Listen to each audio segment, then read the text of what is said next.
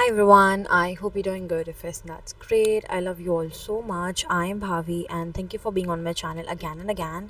And in this video, I will be talking about Humanistic School of Psychology. In the last video, I talked about Psychoanalysis School of Psychology. And here we will be looking at Humanistic School of Psychology, which is called the third force of psychology.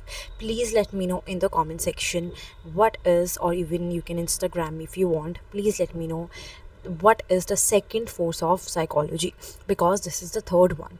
Now when I talk about humanistic psychology, it emerged in 1950.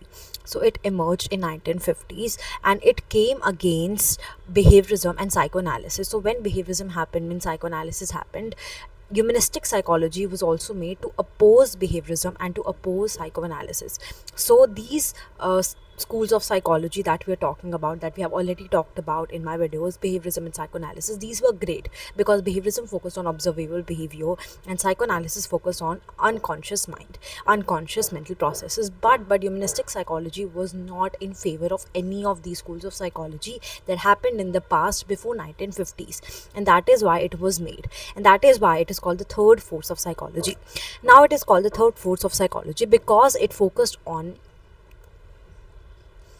human and their personal growth. It focused on humans and how they grow, right? It did not focus on behaviorism, it did not focus on observable behavior, unconscious mind. It focused on human beings as a whole, right कि जैसे वो behave करते हैं, वो as a whole कैसे हैं, उस पर इसने फोकस किया.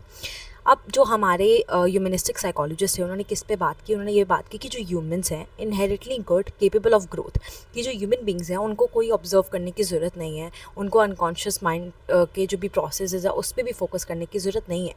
बस ह्यूमनिस्टिक साइकोलॉजिस्ट ने इतना बोला कि जो ह्यूमंस हैं वो इनहेरिटली गुड हैं और वो क्या है, केपेबल हैं ग्रोथ के लिए. मतलब उनको बोला नहीं पड़ेगा कि तुम ग्रो हो, वो खुद ही ग्रो हो जाएंगे. वो इतने केपेबल हैं और वो सेल्फ अवेयर भी हैं और उनके पास फ्री विल है. तो जब भी ये तीन आपको टर्म्स दिखें, growth, self awareness, free will, तो आपको याद रखना है कि ये की वर्ड है ह्यूमनिस्टिक स्कूल ऑफ साइकोलॉजी का, जिसमें उन्होंने बात की कि फ्री विल होती है. हर ह्यूमन बींग के पास क्या होती है, एक फ्री विल होती है. मतलब अगर आप कोई भी एक्शन लेते हो, कुछ भी करते हो, आप अपनी खुद की फ्री विल के हिसाब से करते हो. आपको कोई फोर्स नहीं करता, कोई एक्सटर्नल फैक्टर उसके लिए रिस्पॉन्सिबल नहीं होता, अनकॉन्शियस माइंड रिस्पॉन्सिबल नहीं होता, ऑब्जर्वेबल बिहेवियर भी रिस्पॉन्सिबल नहीं होता. आपकी खुद की फ्री विल होती है. तो अगर मैं आपको पढ़ा रही हूँ, ये क्लास ले रही हूँ या ये चैनल मैंने स्टार्ट किया है, तो ये मेरी फ्री विल है. मतलब ये मैंने खुद से स्टार्ट किया, मुझे किसी ने फोर्स नहीं किया, कोई एक्सटर्नल फैक्टर नहीं था जो इस चीज़ के लिए रिस्पॉन्सिबल था. ओके, तो ये क्या थी, मेरी फ्री विल थी. इन्होंने इस पर फोकस किया. फ्री विल मतलब जो भी आप करते हो, आप खुद की रिस्पॉन्सिबिलिटी लेके वो चीज़ स्टार्ट करते हो. School focus on personal growth, इसने फोकस किया पर्सनल ग्रोथ पे और सब्जेक्टिव एक्सपीरियंस पे, कि जो आपकी ग्रोथ है वो पर्सनल होनी चाहिए, आपकी खुद की ग्रोथ होनी चाहिए. आप किसी और की ग्रोथ पे फोकस नहीं करते एज ए ह्यूमन बीइंग, आप सिर्फ अपनी ग्रोथ पे फोकस करते हो. और इन्होंने क्या बोला, इन्होंने बोला कि जो एक्सपीरियंसेस हैं वो क्या हैं, बहुत सब्जेक्टिव हैं. आपके जो एक्सपीरियंसेस होंगे वो मेरे एक्सपीरियंसेस से बहुत ज़्यादा अलग होंगे. इसका मतलब आपके क्या होंगे, सब्जेक्टिव एक्सपीरियंसेस होंगे. उसके बाद उन्होंने सेल्फ कॉन्सेप्ट पे फोकस किया, सेल्फ एक्चुअलाइजेशन पे फोकस किया. सेल्फ एक्चुअलाइजेशन का मतलब क्या होता है कि आप जो भी चीज़ कर रहे हो उसमें आप फुलफिल्ड फील कर रहे हो, उसका मतलब होता है सेल्फ एक्चुअलाइजेशन. तो आप सेल्फ एक्चुअलाइजेशन के स्टेज पे पहुंच चुके हो जहाँ पे आप क्या कर रहे हो, खुद जो आप चीज़ें कर रहे हो, जो आप एक्शंस ले रहे हो, जो आप जॉब कर रहे हो, जो आप स्टडी कर रहे हो, उसमें आपको क्या मिल रहा है, फुलफिलमेंट मिल रहा है और आपको लग रहा है आप अपना बेस्ट वर्जन हो. सेल्फ कॉन्सेप्ट का मतलब क्या होता है, सेल्फ कॉन्सेप्ट का इतना सा मतलब होता है कि आप जैसे अपने आप को परसीव करते हो, जैसे आपकी इमेज है आपके आगे. मेरी इमेज मेरे आगे एज अ साइकोलॉजिस्ट है, आपकी क्या है, मेरी इमेज मेरे आगे एज अ मेच्योर पर्सन है. वो डिपेंड करता है पर्सन टू पर्सन, सबका अपना सेल्फ कॉन्सेप्ट हो सकता है. उसके बाद इसकी जो दो मेजर फिगर्स थी, आप इधर देख सकते हो, Abraham Maslow and Karl Rogers. These two were important figures in humanistic school of psychology. Abraham Maslow का आपने सुना होगा, अगर आप साइकोलॉजी के प्रायर स्टूडेंट हो तो आपने सुना होगा कि उन्होंने हायरार्की रूल बनाया था, जिसमें हमारी सबसे पहले बेसिक नीड्स पूरी होनी चाहिए, उसके बाद दूसरी, उसके बाद लास्ट जो बनी सेल्फ एक्चुअलाइजेशन होती है. तो अब्राहम मैस्लो तो वो थे जिन्होंने हायरार्की बनाई. उसके बाद कार्ल रॉजर्स थे. कार्ल रॉजर्स थोड़े से रेयर है, उनका नाम तो आपने नहीं सुना होगा, but I am definitely sure if you are a prior psychology student और even if you are studying psychology right now, you might have studied about Abraham Maslow. उसके बाद इसकी बेसिक असम्पशंस की बात करते हैं. तो जो बेसिक असम्पशन है वो ये है कि फ्री विल है. मतलब आप अपनी चॉइसेस जो भी बनाते हो लाइफ में, जो भी आप एक्शंस लेते हो, जो भी आप जॉब करते हो, कोई भी आप चीज़ परस्यू करते हो, वो आपकी खुद की फ्रीडम है, खुद की चॉइस है. आप अपनी चॉइसेस को खुद कंट्रोल करते हो. Right now I am teaching you, ये मेरी चॉइस है, मैं इसको खुद कंट्रोल कर रही हूँ. इन्होंने ये भी बोला कि humans are not controlled by unconscious forces. जो ह्यूमंस हैं वो अनकॉन्शियस फोर्सेस से कंट्रोल नहीं है और कोई भी एक्सटर्नल फैक्टर्स से कंट्रोल नहीं है। वो जो भी चीज़ें करते हैं वो खुद से करते हैं, खुद की फ्रीडम है उनके पास अपनी चॉइसेस को अप्लाई करने की अपनी लाइफ में, अपने एक्शंस को करने की। तो इसमें क्या लिखा है इन्होंने ये बोला है, क्योंकि ये अपोज में आए थे बिहेवियरिज्म और साइको एनालिसिस के, तो उन्होंने ये बोला कि जो साइको एनालिसिस है वो गलत है, बिकॉज तुम अनकॉन्शियस फोर्सेस से कंट्रोल नहीं होते हो। फिर बिहेवियरिज्म मतलब अगर हम किसी बिहेवियर को एनवायरनमेंट में ऑब्जर्व करते हैं तो उन्होंने बोला कि ऑब्जर्वेबल भी नहीं होता, सिर्फ फ्री विल होती है। तो फ्री विल पे इन्होंने क्या किया, फोकस किया। उसके बाद सेकेंड जो है holistic approach, humans behaviour should be understood as a whole. इन्होंने बोला कि अगर किसी इंसान का आपको बिहेवियर समझना है इन साइकोलॉजी, तो इसका मतलब कि आपको कैसे समझना पड़ेगा, एज अ होल समझना पड़ेगा। आप सिर्फ उनके अनकॉन्शियस प्रोसेसेस को या एक चीज़ को देख के नहीं कर सकते हो। एक हॉलिस्टिक अप्रोच पे इन्होंने फोकस किया कि एक इंसान को अगर आपको समझना है तो उसके thoughts, emotion, experience and behaviour को आपको इंटरकनेक्टेड तरीके से समझना पड़ेगा, मतलब एज अ होल समझना पड़ेगा। Now for an example, if I am doing a case study on you, I cannot only focus on your unconscious mind, or I cannot only focus on one part of your mind, right? I have to focus on your thoughts as a human being, right? As a whole human being. Yeah, I cannot only focus on one aspect of yours. I have to focus on thoughts, emotions, experiences, and behavior. So I have to focus on all these parts, and that is why it is a very good school of psychology, because it focuses on holistic approach. Holistic approach means एक person के पूरी life के बारे में, उसके experiences, उसके emotions, उसके thoughts, उसका behavior, राइट, उसके जो भी उसकी जो परसेप्शन है उसके बारे में भी आपको अच्छे से फोकस करना है। ह्यूमन बीइंग को एज अ होल आपको देखना है। अब उसका एक एस्पेक्ट नहीं देख सकते और बाकी एस्पेक्ट को इग्नोर नहीं कर सकते, सारे एस्पेक्ट्स आपको देखने हैं। थर्ड आपका आता है सब्जेक्टिव एक्सपीरियंस। सब्जेक्टिव एक्सपीरियंस का मतलब क्या होता है, personal experience.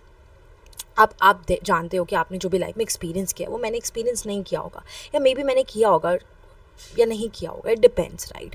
But may be जो मैंने एक्सपीरियंस किया है वो आपने एक्सपीरियंस नहीं किया। तो सब्जेक्टिव एक्सपीरियंस का मतलब ये होता है कि सारे ह्यूमन बींग्स जो इस वर्ल्ड में हैं उनका खुद का एक एक्सपीरियंस है।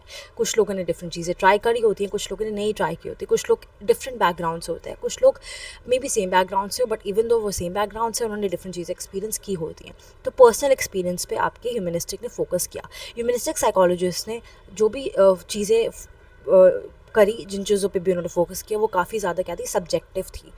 क्योंकि उन्होंने ये बोला कि अगर मैं कुछ कर रही हूँ तो वो दूसरे इंसान से काफ़ी डिफरेंट है, और वो दूसरे इंसान के लिए डिफरेंट हो सकता है in terms of thinking, in terms of perception.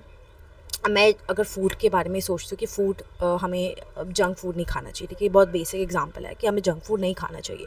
अब ज़रूरी नहीं है कि दूसरा बंदा भी यही सोचे। तो हमारे थॉट्स, हमारे एक्सपीरियंस, हमारे इमोशन बहुत सब्जेक्टिव होते हैं। अगर मैं किसी चीज़ के बारे में कुछ सोचती हूँ, ज़रूरी नहीं है कि दूसरा इंसान भी उसी चीज़ के बारे में वही सोचे। काफ़ी सब्जेक्टिव है और डिपेंड करता है पर्सन टू पर्सन। जैसे हम बोलते हैं म्यूज़िक के सब्जेक्ट है, मेरे लिए maybe Taylor Swift is great, maybe मेरे लिए Hindi music is better than English music. But इसका मतलब ये नहीं है कि दूसरे इंसान का भी यही परसेप्शन हो, और मैं अपना परसेप्शन उस पर फोर्स भी नहीं कर सकती। सेकेंड चीज़ आप इधर देख सकते हो, how a person perceives themselves and the world is important. कैसे एक इंसान खुद को देखता है और वर्ल्ड को देखता है, ये भी बहुत इंपॉर्टेंट है, ये भी बहुत सब्जेक्टिव है, डिपेंड करता है। मे बी मैं सोचती हूँ कि अब्रॉड जाना is not a good idea, maybe कोई और सोचता हो कि it is a very good idea. उसके बाद हमारा फोर्थ, सेल्फ एक्चुअलाइजेशन। इसका मतलब and innate tendency to achieve their highest potential. अब हर ह्यूमन बींग का यही होता है कि मैंने मास्टर्स कर ली, मुझे बहुत अच्छा साइकोलॉजिस्ट बनना है, तो सबका क्या होता है, इनेट पोटेंशियल होता है। इसका मतलब सब अपने इनेट पोटेंशियल हाईएस्ट पोटेंशियल पे जाना चाहते हैं। एक इनेट टेंडेंसी होती है जिसमें हर ह्यूमन बींग सोचता है कि मुझे सिर्फ यहाँ पे नहीं रुकना, मुझे अभी आगे जाना है, मुझे अपना बेस्ट वर्जन बनना है, मुझे बहुत ज़्यादा अर्न करना है। ये सबके डिफरेंट गोल्स हो सकते हैं। अगैन सब्जेक्टिव पार्ट आ गया कि सबके डिफरेंट डिफरेंट गोल्स हो सकते हैं। ज़रूरी नहीं है कि कोई अगर साइकोलॉजी पढ़ रहा है उसे साइकोलॉजिस्ट ही बनना है। क्या पता वो अपने शौक के लिए पढ़ रहा हो, क्या पता उसको टीचर बनना हो साइकोलॉजी का, इसलिए उसको बहुत ज़्यादा इन्फॉर्मेशन चाहिए इसलिए वो साइकोलॉजी पढ़ा हो, क्या पता उसे क्लिनिकल नहीं या कोई और टाइप ऑफ साइकोलॉजिस्ट बनना चाहता है वो। तो इसका मतलब क्या है, काफ़ी सब्जेक्टिव है। बट इन द एंड सब क्या करना चाहते हैं, अपने हाईएस्ट पोटेंशियल को रीच करना चाहते हैं। एक इनेट टेंडेंसी के सारे ह्यूमन बींग्स जब वो बड़े होते हैं उनके ये पोटेंशियल डेवलप होनी शुरू हो जाती है कि मैं जब बड़ा होऊंगा या मैं बड़ी होंगी तो मुझे क्या करना है, एक हाईएस्ट पोटेंशियल पे जाना है, मुझे अपना बेस्ट वर्जन बनना है। तो इधर हम किसकी बात करते हैं, बेस्ट वर्जन की, कि हमें अपना क्या बनना है, एक बेस्ट वर्जन बनना है। और ये इनेट क्यों है, क्योंकि ये बाय बर्थ होता है, आपको कोई नहीं बोलता। कोई मे भी फोर्स करता होगा तो बात अलग है, बट अब बचपन से आपके माइंड में ऑलरेडी आ जाता है कि अगर मैं ये चीज़ कर रहा हूँ तो उसमें मुझे अपना बेस्ट वर्जन बनना है और मुझे सबसे ज़्यादा फुलफिलमेंट चाहिए, हाईएस्ट पोटेंशियल चाहिए, हाईएस्ट फुलफिलमेंट चाहिए। उसके बाद हमारे पास मैस्लो आते हैं। जो ये सेल्फ एक्चुअलाइजेशन का कॉन्सेप्ट देते हैं। उससे मैस्लो ने यही बोला कि सब ह्यूमन बींग्स क्या चाहते हैं, एंड स्टेज पे जाना चाहते हैं जो आपकी सेल्फ एक्चुअलाइजेशन होती है। आगे हम देखेंगे। उसके बाद फिफ्थ किस कौन सी असम्पशन थी कि positive view of human nature. उन्होंने बोला कि जो ह्यूमन नेचर है वो काफ़ी ज़्यादा पॉजिटिव है, मतलब ह्यूमन नेचर हमेशा ग्रोथ माइंडसेट पे चलता है। उन्होंने बोला कि जितने भी ह्यूमन बींग्स होते हैं वो बड़े होते हैं, वो इसी माइंडसेट से बड़े होते हैं कि हमें ग्रोथ करनी है अपनी लाइफ में, हमें अपनी लाइफ में ग्रो करना है। और उन्होंने ये भी बोला कि जो सारे ह्यूमन बींग्स हैं वो किस पे फोकस करते हैं, creativity, love, happiness, meaning, personal development. सारे human beings creativity, love, happiness, meaning and personal development पे फोकस करना चाहते हैं। तो इन्होंने ये बोला कि ह्यूमन नेचर हमेशा पॉजिटिव ही होता है। तो ये जो स्कूल ऑफ साइकोलॉजी है, अभी आपने बहुत सारे स्कूल ऑफ साइकोलॉजी देखे होंगे, उसके कंपेरेटिवली ये जो स्कूल ऑफ साइकोलॉजी है ये काफ़ी ज़्यादा पॉजिटिव स्कूल ऑफ साइकोलॉजी है, काफ़ी ज़्यादा ऑप्टिमिस्टिक स्कूल ऑफ साइकोलॉजी है। अब हमारे पास फेमस आ जाता है अब्राहम मैस्लो। अब्राहम मैस्लो जो थे वो काफ़ी ज़्यादा इंपॉर्टेंट थे। अब्राहम मैस्लो बोलते हैं कि हमारी एक हायरार्की है, ठीक है। इन्होंने बोला कि अगर हमारी बेसिक नीड्स फुलफिल नहीं होती तो हम सेल्फ एक्चुअलाइजेशन पे नहीं पहुंच सकते। हम अपना बेस्ट वर्जन तभी बन पाएंगे जब हमारी फिजियोलॉजिकल मतलब बेसिक नीड्स फुलफिल नहीं होंगी, तो हम अपने हाईएस्ट सेल्फ पे नहीं पहुंच पाएंगे। तो उन्होंने बोला कि अगर आपको बहुत बड़ा इंसान बनना है, बहुत बड़ा आदमी बनना है, औरत बनना है, तो आपको क्या करना पड़ेगा, आपको फोकस करना पड़ेगा अपनी बेसिक नीड्स पे। अभी आप इसको देख सकते हो, आपको पता लग रहा होगा कि बेसिक नीड्स को हम फिजियोलॉजिकल नीड्स कहते हैं, जो हमारी बॉडी को नीड होती है वो वाली नीड्स को हम फिजियोलॉजिकल नीड्स कहते हैं, जो हमारी फिजियोलॉजी से रिलेटेड होती हैं। तो उन्होंने बोला कि पहले तो हम ये फुलफिल करेंगे, तो ये नंबर 1 पे आते हैं। ये बेस है उस पिरामिड का ये बेस है, जहाँ पे पहली नीड जो है हमारी फिजियोलॉजिकल नीड है, जिसमें हमारे पास कोई भी हमारी बॉडी से रिलेटेड नीड हो सकती है। It could be food, sex, shelter, water. उसके बाद सेफ्टी नीड्स। उसके बाद उन्होंने बोला कि अगर आपकी ये सब नीड्स पूरी हो रही है, फिजियोलॉजिकल नीड्स पूरी हो रही हैं, तो फिर आपकी आती है सेफ्टी नीड्स। सेफ्टी नीड्स में अगर आपको सेफ्टी नहीं मिल रही, अगर आप ऐसे इन्वायरमेंट में रहते हो जहाँ आपको प्रोटेक्शन नहीं मिल रही, आपको स्टेबिलिटी नहीं मिल रही, तो आप क्या कर सकते हो, आप अपनी लाइफ में बहुत ज़्यादा गलत काम कर सकते हो, बहुत ज़्यादा गलत चीज़ों में इन्वॉल्व हो सकते हो, और आप आगे सेल्फ एक्चुअलाइजेशन पे जो लास्ट स्टेज होती है इस पिरामिड के, एज यू कैन सी ये लास्ट है, इधर आप नहीं पहुंच पाओगे। इसलिए उन्होंने बोला कि फिजियोलॉजिकल पूरी हो जाए, बट उसके बाद सेकंड नीड पूरी होना भी उतना ही इंपॉर्टेंट है। एक नीड के बाद दूसरी नीड पूरा होना इंपॉर्टेंट है। अगर आपकी एक नीड पूरी नहीं हो रही तो आप दूसरी नीड पे नहीं जा सकते। अगर आपकी सेफ्टी नीड्स नहीं पूरी हो रही तो आप लव एंड बिलोंगिंगनेस पे नहीं जा सकते। इसलिए सेफ्टी नीड्स में प्रोटेक्शन, स्टेबिलिटी एंड सिक्योरिटी आती है। You can also take a screen shot, but if you want notes you can message me on Telegram. If not, then you can message me on Instagram as well and I will give you the notes. उसके बाद हमारे पास आती है love and belongingness. Love and belongingness में हमारे पास friendship, affection, relationship and acceptance आती है। इसका मतलब हमें जो प्यार चाहिए, हमें एक इंटीमेसी चाहिए, अगर वो हमें नहीं मिल रही है तो हम एस्टीम नीड्स पे नहीं जा सकते। एस्टीम के बाद सेल्फ एक्चुअलाइजेशन आता है, तो हमें सेफ्टी नीड्स के बाद लव एंड बिलोंगिंगनेस पे जाना पड़ता है। लव एंड बिलोंगिंगनेस में अगर हमें लव नहीं मिल रहा, फ्रेंडशिप नहीं मिल रही, रिलेशनशिप हमारे अच्छे नहीं चल रहे, एक्सेप्टेंस नहीं है सोसाइटी में, फ्रेंडशिप्स नहीं है, अफेक्शन नहीं है, कोई हमें एडोर नहीं कर रहा, हमें कोई पसंद नहीं कर रहा, हमारे कोई फ्रेंड्स नहीं है, तो आप क्या करोगे, आप बहुत ज़्यादा अपने आप को आइसोलेशन में रखना शुरू कर दोगे। अगर आप अपने आप को आइसोलेशन में रखोगे तो आप ग्रो नहीं कर पाओगे। उसके बाद आपकी आती है थर्ड, ठीक है, फोर्थ आपकी आती है एस्टीम नीड्स। एस्टीम नीड्स में आपका क्या होता है, respect, recognition, achievement, self confidence. इसका मतलब आपका क्या होता है, आपका ये बहुत ज़्यादा इंपॉर्टेंट होता है। इधर आपको रिस्पेक्ट भी चाहिए, आपको सेल्फ एस्टीम में बढ़ानी है, अपने आपको रिकग्निशन चाहिए, आपको अचीवमेंट चाहिए, आपको सेल्फ कॉन्फिडेंस चाहिए, and last but not the least highest level, जहाँ पे आप अपना बेस्ट वर्जन बनते हो और अपनी पूरी पोटेंशियल को अच्छे से अचीव कर पाते हो। बट अगर आपको सेल्फ एक्चुअलाइजेशन पे पहुँचना है तो आपको सबसे पहले फिजियोलॉजिकल नीड से, सेफ्टी से, लव एंड बिलोंगिंगनेस से, एस्टीम से फिर पहुंच पाओगे। तो ये पिरामिड में जो आपको पहली चार चीज़ें दिख रही हैं, ये काफ़ी ज़्यादा इंपॉर्टेंट है according to Maslow for self actualisation. उसके बाद Carl Rogers theory. Carl Roger जो थे हमारे अब्राहम मैस्लो की, हमने थ्योरी पढ़ ली कि सेल्फ एक्चुअलाइजेशन वाली थ्योरी, जो एक हायरार्की अभी हमने पिरामिड बनाया, आप उसका स्क्रीनशॉट ले सकते हो। उसके बाद हमारे पास कार्ल रॉजर्स आते हैं, जो सेकंड इंपॉर्टेंट फिगर है आपकी ह्यूमनिस्टिक स्कूल ऑफ साइकोलॉजी में, जिन्होंने फोकस किया पर्सन सेंटर थेरेपी। इन्होंने बोला कि पर्सन सेंटर थेरेपी जो है काफ़ी ज़्यादा इंपॉर्टेंट है और यही हमें हेल्प करेगी ह्यूमंस को अंडरस्टैंड करने में। इन्होंने बोला कि individual naturally strive approach toward growth and fulfilment. इन्होंने बोला कि अगर हमें फुलफिलमेंट चाहिए तो ह्यूमन बींग्स जो है वो नेचुरली ऐसे होते हैं, नेचुरली वो फुलफिलमेंट की तरफ जाते हैं, उनको कोई फोर्स नहीं करता, कोई एक्सटर्नल फोर्स उनको बोलता नहीं कि तुम जाओ, वो खुद ही ऐसे होते हैं, उनको खुद ही ग्रोथ चाहिए होती है अपनी लाइफ में, उनको खुद ही फुलफिलमेंट चाहिए होती है। इसलिए ह्यूमन बींग्स क्या करते हैं, ट्राई करते हैं ग्रोथ को अचीव करने का, अपने हाईएस्ट पोटेंशियल को अचीव करने का, अपनी लाइफ में फुलफिल्ड होने का। सेकेंड आपका है सेल्फ कॉन्सेप्ट। इन्होंने कौन सा कॉन्सेप्ट दिया, सेल्फ कॉन्सेप्ट। सेल्फ कॉन्सेप्ट मतलब आप अपने बारे में क्या सोचते हो, अपने बारे में आप क्या सोचते हो, आपके अपने बारे में क्या परसेप्शंस है, अपने बारे में क्या बिलीव्स, अपने बारे में क्या फीलिंग्स हैं, वो आपका सेल्फ कॉन्सेप्ट हो जाता है। उसके बाद इन्होंने बोला कि real self and ideal self. अब इन्होंने real self and ideal self का कॉन्सेप्ट दिया। किनकी बात मैं कर रही हूँ? I am talking about Karl Rogers. इन्होंने बोला कि जो रियल सेल्फ है, इसका मतलब अभी जैसे I am a student, I want to become a psychologist, तो मैं क्या इंसान अभी हूँ और क्या मैं बनना चाहती हूँ। रियल सेल्फ का मतलब जैसे मैं अभी हूँ, और आइडियल सेल्फ मतलब आइडियल, आइडियल का इंग्लिश में क्या मतलब होता है, जैसा बनना चाहते हो, ठीक है, तो वैसा मैं बनना चाहती हूँ। तो इन दोनों में अगर सिमिलैरिटी है, जैसे अभी मैं फोकस कर रही हूँ striving to get my full potential, मैं अभी पढ़ाई कर रही हूँ, आप भी कर रहे हो, तो आप क्या देख रहे हो? सिमिलैरिटी देख रहे हो। जो आप अभी चीज़ें कर रहे हो और जैसे इंसान आप बनना चाहते हो, ideal self and real self, उसमें अगर आपको सिमिलैरिटी दिख रही है तो आप क्या करते हो? आप अपनी लाइफ में physiologically, psychologically, in every way आप बहुत ज़्यादा खुश रहते हो। बट मोस्टली हम साइकोलॉजी की बात करें तो साइकोलॉजिकल वेलबींग आपकी तभी होती है जब आप अपने रियल सेल्फ में जैसे आप हो और आइडियल सेल्फ में जो आप बनना चाहते हो, उन दोनों में आप सिमिलैरिटी देखते हो। जब आप उन दोनों में सिमिलैरिटी देखते हो तो आपको क्या मिलता है? आपको एक अच्छी साइकोलॉजिकल वेलबींग मिलती है। Third, congruence. कॉन्ग्रुएंस में आपका सेल्फ कॉन्सेप्ट आता है, एक्सपीरियंस, फीलिंग्स जब आपकी कंसिस्टेंट होती हैं। आपका जो सेल्फ कॉन्सेप्ट है, I have already explained you, experiences, आपके फीलिंग्स, अगर ये सब चीज़ें आपकी कंसिस्टेंट है तो आपको कॉन्ग्रुएंस मिलेगी, एक हेल्दी पर्सनैलिटी मिलेगी। उसके बाद last but not the least, I think ये लास्ट है, आपका unconditional positive regard. Unconditional positive regard का मतलब क्या होता है कि आप, और ये अगर आप पर्सन सेंटर थेरेपी अगर आप सर्च करो, अगर आपको पता हो तो आपको पता होगा कि पर्सन सेंटर थेरेपी में हम किसी को जज नहीं करते। कुछ भी बोल रहे हैं हम बिना जजमेंट के उस इंसान को अच्छे से सुनते हैं, उसको एक्सेप्ट करते हैं, उसकी बातों को वैलिडेट करते हैं। तो हम क्या करते हैं? इस अनकंडीशनल पॉजिटिव रिगार्ड प्रोवाइड कराते हैं उन्हें, जिसमें हम एक्सेप्ट करते हैं एंड वैल्यू करते हैं एक पर्सन और उसकी कंडीशंस को, राइट? हम उसको वैल्यू करते हैं एंड एक्सेप्ट करते हैं, ठीक है। Rogers believe this is essential for healthy psychological development. उन्होंने ये बोला कि हेल्दी साइकोलॉजिकल डेवलपमेंट के लिए ये एसेंशियल है।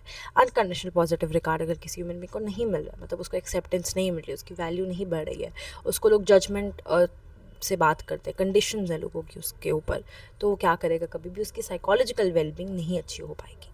साइकोलॉजिकल वेलबींग के लिए unconditional positive regard is essential. उसके बाद हमने ये सब पढ़ लिया, कार्ल रॉजर्स, अब्राहम मैस्लो की जो थ्योरी से। इतना ही आपके लिए एनफ है फॉर द चैप्टर 1। आगे जाके we will discuss in a very detail manner.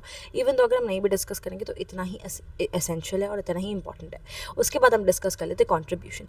अब हमने बात की contribution of psycho analysis also, हमने डिस्कस किया बहुत सारे स्कूल्स अभी तक।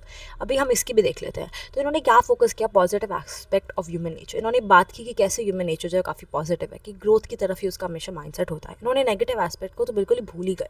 बाकी सारे स्कूल तो साइकोलॉजी में क्या था कि नेगेटिव एस्पेक्ट्स की बात उन्होंने भी नहीं की, बट उन्होंने सिर्फ एक टॉपिक की बात की, एक एस्पेक्ट की बात की। इन्होंने क्या किया ह्यूमनिस्टिक स्कूल ऑफ साइकोलॉजी ने? एक एडवांटेज भी है इसका, अगर आपको प्रोज एंड कॉन्स में, तो प्रोज भी लिख सकते हो कि ये इसका एक फ़ायदा है कि इन्होंने सिर्फ उस पर फोकस किया, पॉजिटिविटी पे फोकस किया, और उन्होंने इसी पे फोकस किया कि ह्यूमन बींग्स जो सिर्फ ग्रोथ के लिए बने, which is a great thing. Focus on mental health rather than mental illness. इन्होंने मेंटल हेल्थ की बात की, कैसे मेंटल हेल्थ पे फोकस किया जा सकता है, कैसे मेंटल हेल्थ को अच्छा बनाया जा सकता है, कैसे साइकोलॉजिकल वेलबींग हो सकती है, अभी भी डिस्कस्ड। उसके बाद थर्ड एडवांटेज है वो ये है कि डेवलप्ड क्लाइंट सेंटर थेरेपी, जिसमें सिर्फ क्लाइंट पे ही फोकस होगा, ना इधर की बात का फोकस होगा ना उधर, सिर्फ क्लाइंट पे फोकस होगा। तो इनकी वजह से, इस ह्यूमनिस्टिक स्कूल ऑफ साइकोलॉजी की वजह से आपकी क्लाइंट सेंटर थेरेपी आई, जिसमें हम क्लाइंट्स को अनकंडीशनल पॉजिटिव रिगार्ड देते हैं, ठीक है। Last but not the least, highlighted importance of personal growth. इन्होंने ये भी बोला कि पर्सनल ग्रोथ कितनी इंपॉर्टेंट है और ये आपको एक अच्छी साइकोलॉजिकल वेलबींग देगी। एंड इन्होंने फोकस किया सेल्फ एस्टीम पे। इन्होंने किस पे फोकस किया? सेल्फ एस्टीम पे भी फोकस किया। इसकी वजह से क्या बन गया? Best school of psychology. However criticism के बिना हम कभी भी कुछ भी नहीं सीखते, तो क्रिटिसिज्म जो है वो काफ़ी इंपॉर्टेंट है। इसका क्रिटिसिज्म सबसे पहले तो ये था कि ये साइंटिफिकली मेजरेबल नहीं है। हम कैसे किसी का अनकंडीशनल पॉजिटिव रिगार्ड मेजर कर सकते हैं, हम कैसे किसी की सेल्फ एक्चुअलाइजेशन मेजर कर सकते हैं? वो तो बहुत सब्जेक्टिव है ना, तो साइंटिफिक तो नहीं हुआ, तो हम इसको साइंटिफिकली मेजरेबल नहीं कर सकते। दूसरा है टू आइडियलिस्टिक एंड ऑप्टिमिस्टिक। अभी हमने बात की कि बहुत पॉजिटिव ह्यूमन नेचर की बात करता है, बट इसका ये क्रिटिसिज्म भी आ गया कि ये बहुत ज़्यादा आइडियलिस्टिक है, बहुत ज़्यादा ऑप्टिमिस्टिक है, एक्सट्रीमली ऑप्टिमिस्टिक है। आपने वो वर्ड सुना होगा टॉक्सिक पॉजिटिविटी, तो ये देखता ही नहीं है नेगेटिव नेचर ह्यूमन बींग्स का, तो ये टॉक्सिक पॉजिटिविटी भी कह सकते हो कि ये टू ऑप्टिमिस्टिक है, टू आइडियलिस्टिक है। थर्ड जो है लैक स्ट्रॉन्ग एक्सपेरिमेंटल एविडेंस। अब हम इस पर एक्सपेरिमेंट करना चाहें तो हम नहीं कर सकते, क्योंकि कैसे आप किसी की सेल्फ ग्रोथ को देख सकते हो, कि सेल्फ कॉन्सेप्ट को देख सकते हो, आप नहीं देख सकते हो। तो इसको अगर हम एक्सपेरिमेंट में डालना चाहें तो ये पॉसिबल नहीं है, तो इसका कोई एक्सपेरिमेंटल एविडेंस भी नहीं है इसको सपोर्ट करने के लिए, और वैसे भी इसमें एक्सपेरिमेंट्स नहीं कर सकते। Last but not the least, ignore biological and unconscious influences. अब वही बात है कि इन्होंने बायोलॉजी को भी नहीं देखा, इन्होंने अनकॉन्शियस को भी नहीं देखा, इन्होंने डायरेक्टली ह्यूमन बिहेवियर को भी नहीं देखा, इन्होंने कुछ नहीं देखा, इन्होंने बस ह्यूमन नेचर को देखा, ग्रोथ को देखा और फ्री विल को देखा। तो इन शॉर्ट इन्होंने बायोलॉजिकल बेसिस पे फोकस नहीं किया, एंड इन्होंने किससे फोकस नहीं किया, अनकॉन्शियस इन्फ्लुएंसेस पे भी। तो ये एक लिमिटेशन है, because of course you have to focus on human nature and growth, but उसके साथ you have to focus on other things. तभी ये क्या हो गया, ये डिनाई हो गया, बहुत सारे साइकोलॉजिस्ट ने इनको मना कर दिया कि इन्होंने फोकस नहीं किया बहुत सारी चीज़ों पे। ये बहुत पॉजिटिव था और ये साइंटिफिकली मेजरेबल भी नहीं था, which is why this becomes abandoned. Okay, उसके बाद कुछ और स्कूल्स ऑफ साइकोलॉजी आए थे, ह्यूमनिस्टिक क्लास था, इसके बाद हमारे और स्कूल्स ऑफ साइकोलॉजी आए थे जिन्होंने डिफरेंट डिफरेंट चीज़ों की मैं बात की, और ये लास्ट आपका स्कूल ऑफ साइकोलॉजी। जिसके बाद आपके मॉडर्न पर्सपेक्टिव्स आए, जहाँ पे आपके बायोलॉजिकल स्कूल था, आपका कॉग्निटिव स्कूल था, सोशो कल्चरल पर्सपेक्टिव था। तो और पर्सपेक्टिव्स के बारे में बात नहीं करेंगे, अभी आपको इतना समझ आ जाना चाहिए, and it's very easy to understand. आपको बस इतना समझना है फ्री विल पे फोकस क्या है, इसके लिमिटेशंस क्या हैं, इसका मतलब क्या है, और इंपॉर्टेंट फिगर्स क्या हैं, और जो इंपॉर्टेंट फिगर्स हैं उनकी थ्योरीज क्या हैं। इसके अलावा you don't have to understand anything, whatever I am explaining you is literally enough. If you want to buy that book sincerely, please let me know. I'll put the link in the description box. But if you don't, I can send you the pictures. You just have to let me know कि मुझे इस particular chapter की picture चाहिए. However, if you go along with me, you will be able to understand everything because I also cover sincerely. However, if you still want the book, you can let me know. I'll put the link and you can buy it from Amazon, and of course you can search it on your own. The latest edition, remember the latest edition is important. Have a nice day ahead. I hope you have understood everything. I was quite quick in this video because मेरे को ऐसा लगता है कि आप सब psychological background से, और मैं आपको जितना एक्सप्लेन करूँगी उतना एनफ होगा। और चैप्टर 1 के हिसाब से I have covered everything related to humanistic school of psychology. Thank you for watching, and if you liked it please follow me and subscribe to me.